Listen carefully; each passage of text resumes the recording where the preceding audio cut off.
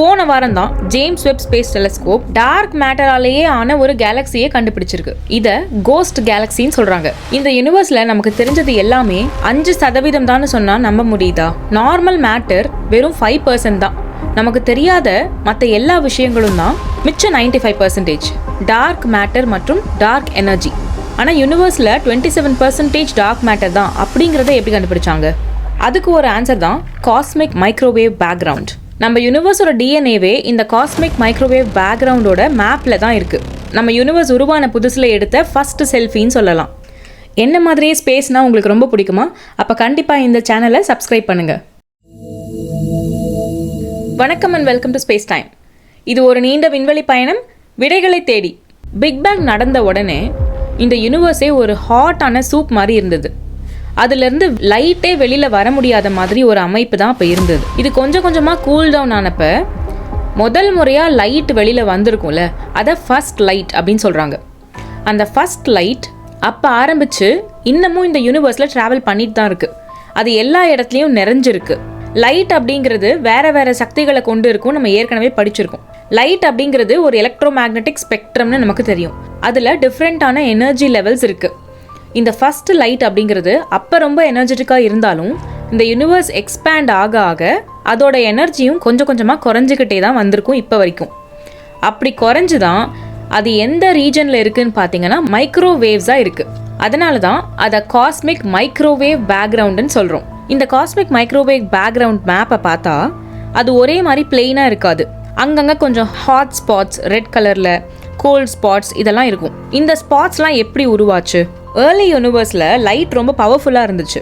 Normal matter, அதாவது நம்ம பார்க்கக்கூடிய ஆட்டம்ஸ் இதெல்லாம் கிராவிட்டியால் ஒன்றா சேர ட்ரை பண்ணப்போ இந்த லைட் அதை புஷ் பண்ணி தள்ளி இருக்கும். அதனால நார்மல் மேட்டர், இந்த ஆட்டம்ஸ் எல்லாம் ஒன்றா சேர்ந்து பெரிய கிளஸ்டர்ஸாக அப்போ உருவாக முடியாத நிலைமை இருந்திருக்கும். அப்போ முதல்ல ஆட்டம்ஸ் எல்லாம் ஒன்றா சேர்ந்து சில எலிமெண்ட்ஸ் எல்லாம் உருவாகிறதுக்கு டார்க் மேட்டர் தான் முக்கியமான ஒரு கிராவிட்டி வெல்லாக இருந்திருக்கும் அப்படின்னு சொல்லப்படுது.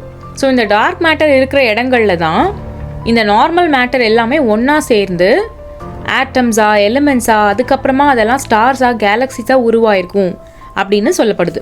காஸ்மிக் மைக்ரோவேவ் பேக்ரவுண்ட் மேப்பில் பார்க்குற இந்த பேட்டர்ன்லாம் இந்த டார்க் மேட்டரோட கிராவிட்டி ஃபிங்கர் பிரிண்ட்ஸ்னு சொல்லலாம். இந்த மாதிரி யூனிவர்ஸை மேப் பண்ணதை வச்சு இதில் இருக்க ஸ்பாட்ஸோட சைஸும் டிஸ்டன்ஸையும் கால்குலேட் பண்ணி இதில் நார்மல் மேட்டர் எவ்வளோ இருக்கும், டார்க் மேட்டர் எவ்வளோ இருக்கும், இந்த மாதிரி விஷயங்களை கண்டுபிடிச்சாங்க. இதெல்லாம் வச்சு பார்த்தா கண்டிப்பாக 27% டார்க் மேட்டர் இருந்தால் தான் இந்த பேட்டர்ன் வரும் அப்படின்னு மேத்தமேட்டிக்கலாக கண்டுபிடிச்சிருக்காங்க. நம்ம யூனிவர்ஸோட டிஎன்ஏவே இந்த காஸ்மிக் மைக்ரோவேவ் பேக்ரவுண்டோட மேப்பில் தான் இருக்குது. நம்ம யூனிவர்ஸ் உருவான புதுசில் எடுத்த ஃபர்ஸ்ட் செல்ஃபின்னு சொல்லலாம். யூனிவர்ஸோட பேபி பிக்சர்னு சொன்னோம்ல இந்த காஸ்மிக் மைக்ரோவேவ் பேக்ரவுண்டை.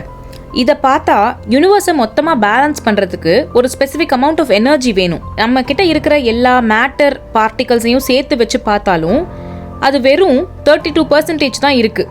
ஸோ பாக்கி 68% எனர்ஜி எங்கே இருக்குன்னு தெரியலை. அந்த மிஸ்ஸிங் பீஸ் தான் dark energy. So dark energy 68%, dark matter 27% இருக்குது. இது ரெண்டும் சேர்ந்து தான் 95% இந்த யூனிவர்ஸில் இருக்கிற விஷயங்கள் நமக்கு தெரியாதுன்னு நம்ம சொல்கிறோம். நமக்கு தெரிஞ்ச விஷயங்கள் மிச்சம் இருக்கிற 5% மட்டும்தான். நீங்கள், நான், நம்மளை சுற்றி இருக்கிற பிளானட்ஸ், ஸ்டார்ஸ், கேலக்ஸிஸ், இந்த மாதிரி எல்லா விஷயங்களுமே இந்த 5% தான் அடங்கும். எங்களுக்கு இதெல்லாம் ஏற்கனவே தெரியும். இப்போ புதுசாக என்ன நடந்துட்டுருக்கு அப்படின்னு கேட்டிங்கன்னா, லேட்டஸ்ட்டாக ஒரு டிஸ்கவரி நடந்திருக்கு. இந்த யூனிவர்ஸோட பெரிய கேன்வஸில் நிறைய கேலக்ஸிஸ் நல்லா பிரைட்டாக லைட்டை வெளியிடுறத நம்ம பார்க்குறோம். ஆனால் ரொம்ப ரேராக ஒரு டைப் ஆஃப் கேலக்ஸி நமக்கு தெரியாமல் லைட்டையே வெளியில் விடாமல் இன்விசிபிளாக இருக்குது. இதுதான் லோ சர்ஃபேஸ் பிரைட்னஸ் கேலக்ஸிஸ். இதில் ஸ்டார்ஸ் ரொம்ப கம்மியாகவும் டார்க் மேட்டர் ரொம்ப அதிகமாகவும் இருக்குது. இப்போ லேட்டஸ்ட்டாக CDG2ன்னு சொல்லக்கூடிய ஒரு கேலக்ஸியை கண்டுபிடிச்சிருக்காங்க. இதுதான் யூனிவர்ஸ்லேயே ரொம்ப ஹெவிலி டார்க் மேட்டர் டாமினேட்டட் கேலக்ஸின்னு சொல்கிறாங்க. இவ்வளோ ஃபெயிண்டாக இருக்கிற கேலக்ஸிஸை டிடெக்ட் பண்ணுறது, கண்டுபிடிக்கிறது ரொம்ப கஷ்டம். டொராண்டோ யூனிவர்சிட்டியை சேர்ந்த ஒரு டீம் அட்வான்ஸ்ட் ஸ்டாட்டிஸ்டிக்கல் டெக்னிக்கை யூஸ் பண்ணி அவங்க என்ன பண்ணாங்கன்னா, குளோபுலர் கிளஸ்டர்ஸ், அதாவது ரவுண்டாக இருக்கிற ஸ்டார் குரூப்ஸ் எங்கெல்லாம் கூட்டமாக இருக்குது அப்படின்னு பார்த்துட்டு இருந்தாங்க. யூஸ்வலாக இந்த ஸ்டார் குரூப்ஸ்லாம் ஒரு நார்மல் கேலக்ஸியை சுற்றிட்டு தான் இருக்கும். ஸோ இந்த குரூப்ஸை வச்சு ஹிட்டனாக இருக்கிற ஃபெயிண்ட் கேலக்ஸிஸை கண்டுபிடிக்கலாம். நாசாவோட Hubble space telescope, European space ஏஜென்சியோட Euclid space observatory, Subaru telescope அப்படின்னு சொல்லக்கூடிய ஹவாயில் இருக்கிற கிரவுண்ட் பேஸ்ட் டெலஸ்கோப், இந்த 3 டெலஸ்கோப்ஸையும் யூஸ் பண்ணி இந்த கேலக்சியை கண்டுபிடிச்சிருக்காங்க. இதில் ஹைலைட் என்னன்னா, அங்கே ஒரு கேலக்ஸி இருக்குன்றதையே அதை சுற்றி வந்துட்டு இருக்க இந்த மாதிரி சில குளோபுலர் கிளஸ்டர்ஸ் அப்படின்னு சொல்லக்கூடிய கேலக்சிஸை வச்சு கண்டுபிடிச்சது இதான் முதல் முறை. இதை கோஸ்ட் கேலக்சின்னு சொல்கிறாங்க. போன மாதம் ஜேம்ஸ் வெப் ஸ்பேஸ் டெலஸ்கோப்பை யூஸ் பண்ணி டார்க் மேட்டர் எங்கே இருக்குன்னு ஒரு ஹை ரெசல்யூஷன் மேப்பை வரைஞ்சிருக்காங்க. இந்த மேப் இன்விசிபிளாக இருக்கிற கோஸ்ட்லி மெட்டீரியல், இந்த டார்க் மேட்டர் எப்படி நம்ம நார்மல் மேட்டர் கூட ரியாக்ட் பண்ணும், பின்னி பிணைஞ்சு எப்படி இருக்குது அப்படிங்கிறத காட்டுது. நாசாவோட ஜெட் ப்ரொபல்ஷன் லெபார்டரியோட ஆஸ்ட்ரோபிசிசிஸ்ட் என்ன சொல்கிறாங்கன்னா, இது வரைக்கும் டார்க் மேட்டரை ஒரு பிளர்ரியான பிக்சரில் பார்த்துட்டு இருந்தோம். ஆனால் ஜேம்ஸ் வெப் ஸ்பேஸ் டெலஸ்கோப்பால் இப்போ அதோட கட்டுமானத்தை நல்ல ஷார்ப்பாக பார்க்குறோன்னு சொல்லியிருக்காங்க.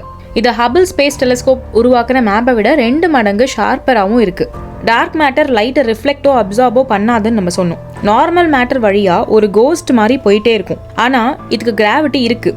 இந்த மேப் என்ன கன்ஃபார்ம் பண்ணுதுன்னா, எங்கெல்லாம் பெரிய galaxy clusters, thousands of galaxies இருக்கோ அங்கெல்லாம் டார்க் மேட்டரும் இருக்குது. சிம்பிளாக சொல்லணும்னா டார்க் மேட்டர், நார்மல் மேட்டர் இது ரெண்டுமே ஒரே இடத்துல ஒன்றா தான் இருக்குது. செக்ஸ்டன்ஸ் கான்ஸ்டலேஷன்ஸில் இருக்கிற ஒரு இடத்துல 255 ஹவர்ஸ் 255 மணி நேரங்கள் ஜேம்ஸ் வெப் ஸ்பேஸ் டெலஸ்கோப்பை வச்சு அப்சர்வ் பண்ணாங்க. டோட்டலாக 8 லட்சம் கேலக்ஸிஸை டிடெக்ட் பண்ணியிருக்காங்க. இதில் டார்க் மேட்டரை எப்படி பார்த்தாங்கன்னா, கிராவிடேஷனல் லென்சிங் மூலமாக டார்க் மேட்டரோட வெயிட் ஸ்பேஸை கர்வ் பண்ணும். பின்னாடி இருக்கிற டிஸ்டன்ட் கேலக்ஸிஸோட லைட் இந்த கர்வ்டு ஸ்பேஸ் வழியா வரும்போது பெண்ட் ஆகி வரும். அதை வச்சு தான் டார்க் மேட்டர் இங்க இருக்கு அப்படிங்கறத மேப் பண்ணிருக்காங்க. இப்ப நம்ம பூமிக்கும் டார்க் மேட்டருக்கும் என்ன சம்பந்தம் அப்படின்னு கேட்டா, டார்க் மேட்டர் இல்லைன்னா நம்ம பூமி உருவாகி இருக்கவே முடியாது. யூனிவர்ஸோட ஆரம்பத்துல டார்க் மேட்டர் தான் முதல்ல கிளம்ப்ஸா கூட்டமா மாறுச்சு. இந்த கிளம்ப்ஸ் தான் நார்மல் மேட்டரை அது உள்ள இழுத்து ஸ்டார்ஸை கிரியேட் பண்ண வச்சுது. டார்க் மேட்டர் இருந்ததால தான் ஸ்டார்ஸ் அண்ட் கேலக்சிஸ் ரொம்ப சீக்கிரமாவே ஃபார்ம் ஆச்சு. ஃபர்ஸ்ட் ஜெனரேஷன் ஸ்டார்ஸ் அப்படின்னு சொல்லக்கூடிய ஹைட்ரஜன் ஹீலியம் ரொம்ப அதிகமா இருந்த ஸ்டார்ஸ் எல்லாம் ஹைட்ரஜனையும் ஹீலியமையும் கார்பன், ஆக்சிஜன் மாதிரி எலிமெண்ட்ஸா கொடுத்துச்சு. இந்த எலிமெண்ட்ஸ் தான் பூமிக்கும் லைஃபுக்கும் ஒரு பேஸாவும் அமைஞ்சிருக்கு. அடுத்தது என்னன்னு கேட்டா, நான்சி கிரேஸ் ரோமன் டெலஸ்கோப் வரப்போகுது. இது ஜேம்ஸ் வெப் ஸ்பேஸ் டெலஸ்கோப்பை விட 4400 மடங்கு வைடா பெரிய ஏரியாவை மேப் பண்ணும். இருந்தாலும் ஜேம்ஸ் வெப் ஸ்பேஸ் டெலஸ்கோப் கொடுத்த ரெசல்யூஷனை பீட் பண்ண முடியாது. இது ரெண்டுமே வேற வேற வேலையை செய்யறதுக்காக ரெடி ஆயிருக்கு. ஜேம்ஸ் வெப் ஸ்பேஸ் டெலஸ்கோப் ரொம்ப தூரமா பார்க்கக்கூடியதுன்னா, இந்த Nancy grace Roman space telescope ரொம்ப பெரிய ஏரியாவை பார்க்கக்கூடியது. ரெண்டும் வேற வேற வேலையை செஞ்சாலுமே இந்த டார்க் மேட்டரை மேப் பண்றதுக்கு இந்த டெலஸ்கோப் ரொம்ப யூஸ்ஃபுல்லா இருக்க போகுது. இந்த நான்சி கிரேஸ் டெலஸ்கோப்போட ஸ்ட்ரென்த்தே அதோட விஷன் தான். ஹபிள் ஸ்பேஸ் டெலஸ்கோப்போட சேம் ரெசல்யூஷன் தான் இதுக்கு இருக்கும். ஆனால் ஹபிளில் ஒரு ஃபோட்டோவில் பார்க்குற ஏரியாவை விட ரோமன் எடுக்கிற ஃபோட்டோவில் 100 மடங்கு பெரிய ஏரியாவை இது கேப்சர் பண்ணும். டார்க் மேட்டர் மொத்த யூனிவர்ஸில் ஒரு வெப் மாதிரி பரவி இருக்கு. ஜேம்ஸ் வெப் ஸ்பேஸ் டெலஸ்கோப்பை வச்சு ஒரு சின்ன இடத்துல இருக்கிறத தான் மேப் பண்ண முடியும். ஆனால் ரோமன் டெலஸ்கோப் மில்லியன்ஸ் ஆஃப் கேலக்ஸிஸை ஒரே நேரத்தில் ஸ்கேன் பண்ணி டார்க் மேட்டரோட கிராண்ட் மேப்பை உருவாக்கும். இப்போ நம்ம ஒரு சாதாரணமாக ஒரு ஃபோட்டோ எடுக்கிறதுக்கும் பேனரோமா வியூவில் எடுக்கிறதுக்கும் என்ன டிஃப்ரென்ஸ் இருக்கும், அந்த மாதிரி நினச்சிக்கலாம். 2027 லான்ச் ஆக போகிற இந்த ரோமன் டெலஸ்கோப் நமக்கு ஒரு புதிய கண்களை கொடுக்க போகுதுன்னு சொல்லலாம். டார்க் மேட்டர் யூனிவர்ஸில் அங்கங்கே சிதறி இல்லை, எல்லா இடத்துலையுமே நிறைஞ்சிருக்கு. ஒரு சிலந்தி வலைய போல நம்ம யூனிவர்ஸையே பின்னி இருக்குன்னு சொல்லலாம். இதனால தான் இதை பற்றி படிக்கிறது ரொம்பவும் முக்கியமான விஷயமா இருக்கு. இதை படிக்கிறது மூலமாக கேலக்சிஸ்லாம் எப்படி உருவாச்சு, கேலக்சிஸோட எவல்யூஷன் எந்த மாதிரி இருக்கு, ஏன் கேலக்ஸி கிளஸ்டர்ஸ்லாம் சிலது ஒன்றா இருக்கு, இந்த மாதிரி விஷயங்களை தெரிஞ்சுக்க முடியும். ஸ்பேஸை பற்றி தெரிஞ்சுக்கிறதுக்கு இன்னும் நிறைய விஷயங்கள் இருக்கு. So stay curious and keep exploring with me. This is Saranya and இது நம்ம ஸ்பேஸ் டைம்.